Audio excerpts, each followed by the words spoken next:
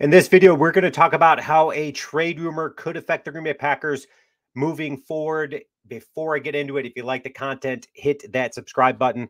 Let's jump into it. It says right here, according to Bleacher Report, insiders believe that the Vikings could trade up to get a quarterback. Cousins will become a free agent in March, and it's not clear whether the veteran will return to Minnesota or take his talents elsewhere. If he departs, the Minnesota Vikings will be looking for someone to fill a spot potentially in the draft. I'm not sure why it even says potentially in the draft. It would be 100% to get somebody in the draft. That being said, Caleb Williams is out there, right? So whether whether we start talking the Chicago Bears taking Caleb Williams or Minnesota taking Caleb Williams, regardless, I feel Caleb Williams is going to enter into the NFC North. And when we start talking the NFC North, of course, we have got our quarterback in Jordan Love for our future. Okay, so it's already set in stone. The Green Bay Packers have got their franchise quarterback for years to come. We know what to expect with Jordan Love. We saw it this year. We're anticipating seeing that same type of level of performance moving forward. I don't have any doubts, either does anybody out there, that Jordan Love is legit. He showed it this year out on the football field more than once, and especially in the playoffs. So that leads the Chicago Bears. They have the number one pick in the draft. Justin Fields. Here's the thing.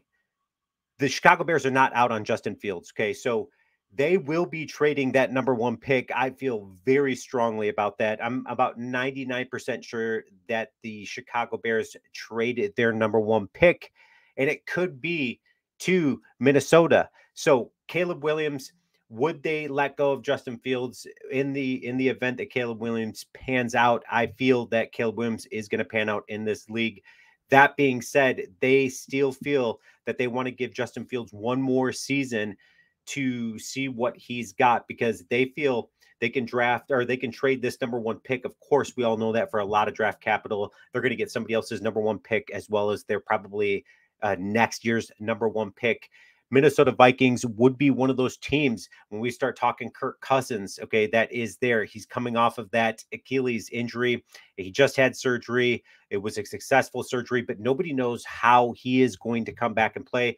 It would be a gamble for the Minnesota Vikings to invest a ton of money in investing in bringing back Kirk Cousins. But here's the thing.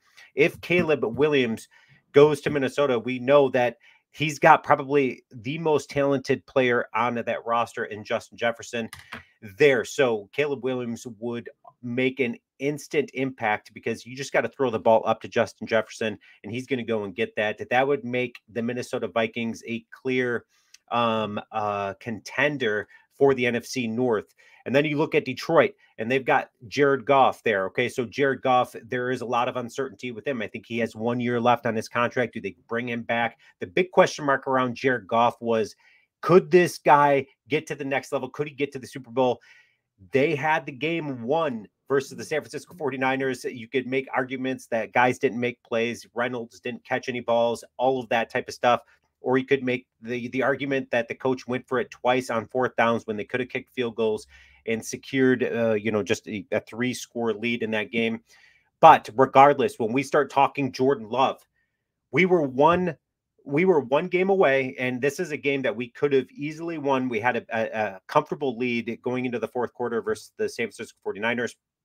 We were one game away from joining the Detroit Lions in the NFC Championship game. So when we start talking NFC Championship or the NFC North, okay, so the North overall, when you look at this year's standings, okay, in there, Lions finished 12-5. The Packers finished 9-8. Vikings were right behind them at 7-10.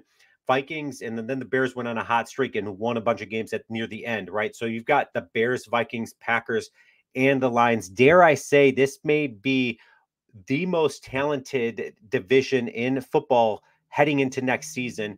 And here's the reason why. When you've got Caleb Williams that could be joining the NFC North, and if he joins a team like the Minnesota Vikings, who could trade their 11th pick to move up to get him, And then all of a sudden things look a lot different in this division. You got a talented athletic quarterback in Caleb Williams that the Packers defense would have to defend, as well as the Lions defense and the Bears defense.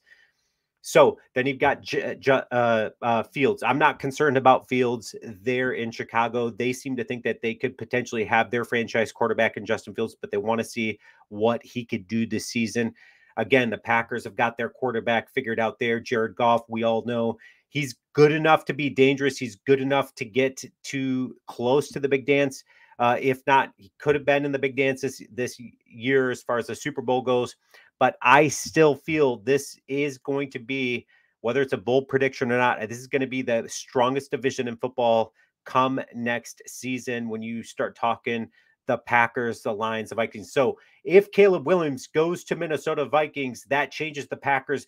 Packers, I felt, were going to be absolutely dominating this NFC North, not easily, but I thought that they were going to show dominance in the NFC North. And we started talking about our quarterback in Jordan Love, that we had this guy there. But we know that the Detroit Lions are legit and they're for real. I don't think Jared Goff is good enough to get to that next level. I think the Packers have the upper edge on that. But if you add a Caleb Williams into a talented team like Minnesota, things look a lot different. Let me know your comments and what you guys think.